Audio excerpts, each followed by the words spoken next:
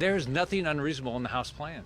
I mean, I don't know anything in the House plan that's unreasonable. It's not unreasonable to say that if you're able-bodied, you go to work. What's unreasonable about that? What's unreasonable about raising the debt ceiling and having structural change? There's not one thing in there.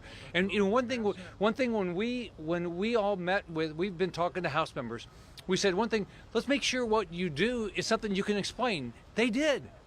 You look, first of all, what the Freedom Caucus put out, you could explain all of it. It all made sense to every American.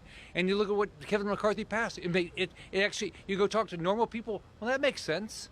So they ought to pass every one of it, all of it.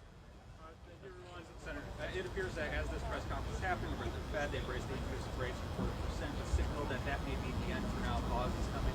16-year high. Well, first off, I think Jay Powell's done a pathetic job. I don't understand the balance sheet. He sat there and said inflation was going to be transitory. It's not. Poor families are getting hurt because of his foolishness. We've got banks that have gone under. And what was he doing when Silicon Bank went under? With all those people who work in the Federal Reserve, what was he doing? Right. So I think that what he's doing is hurting the economy. He's been hurting the economy, and